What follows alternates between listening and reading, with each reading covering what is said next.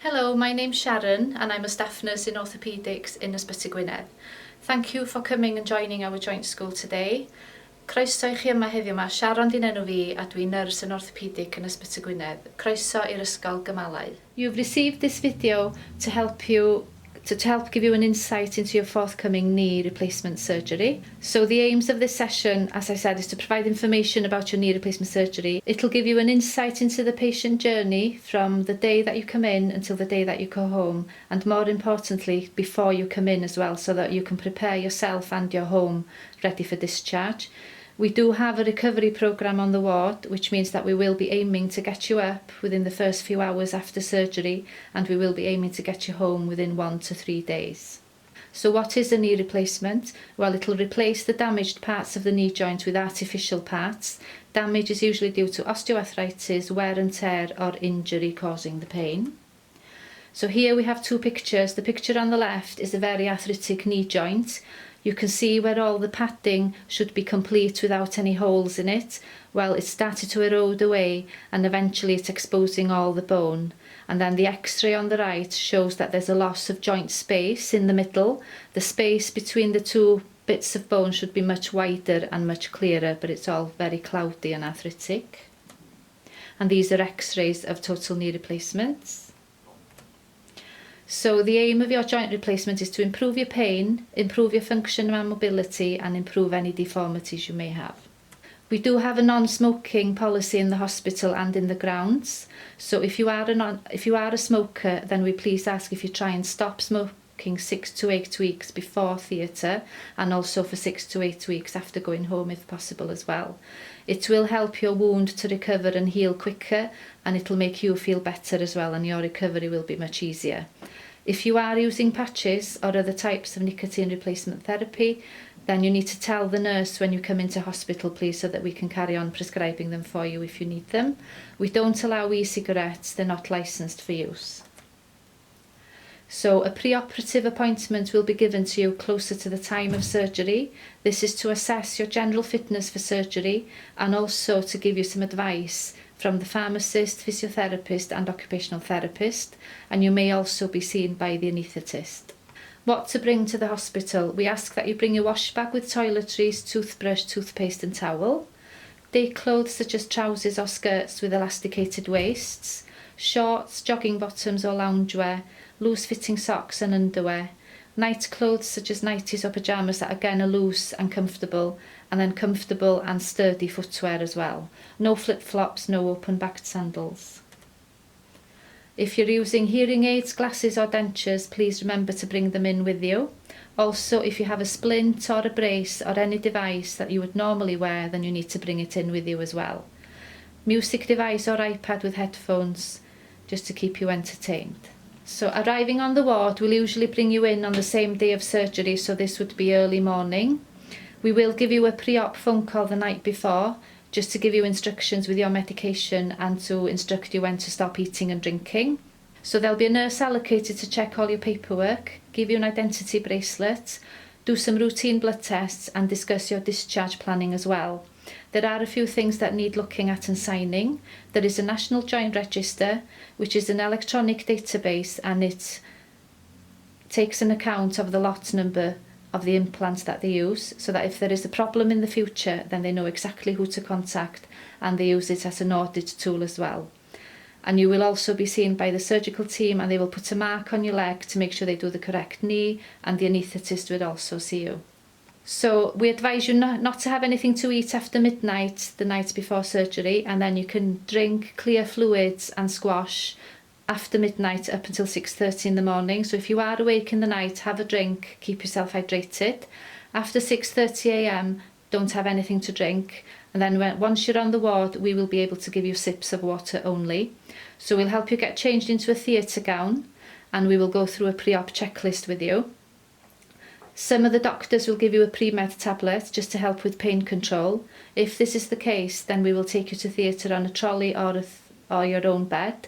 We won't be able to walk you there. And then we'll check you into theatre reception, and they will go through the same pre-op checklist with you again. The surgery itself will take about an hour and a half, and then they will take you through to the recovery unit where a nurse will be allocated to look after you, make sure that you're stable, and if you are awake they will start breathing and circulation exercises with you. They may even start bending your knee with you as well, just to start with the exercises. And then when you are stable, we'll bring you back to the ward. We usually bring you back to the ward on your own bed, so that's for your comfort. Then once you're back on the ward, there'll be a nurse checking that you're stable, making sure your blood pressure is fine. You may have an oxygen tube going up your nose, or you may have an oxygen mask on your face. You may have a drip going through your hand or your arm, and you will also have some calf pumps that squeeze your calves intermittently just to help with your circulation and helps to prevent any clots from forming. Also, some of the consultants will have bandaged your leg from top to bottom. This stays on for a few hours just to prevent any bleeding. Another surgeon will use ice packs straight from theatre, and then we will change the ice periodically once you're back on the ward. Then when we feel that you're safe and able to, we'll give you something to eat and drink, and then your recovery starts here. We'll sit you on the side of the bed, and then if you're able to, we'll sit you on the chair or on the commode. We may even ask you to have a few steps with the frame. Some people feel a bit faint or woozy. That's absolutely normal, don't worry about it.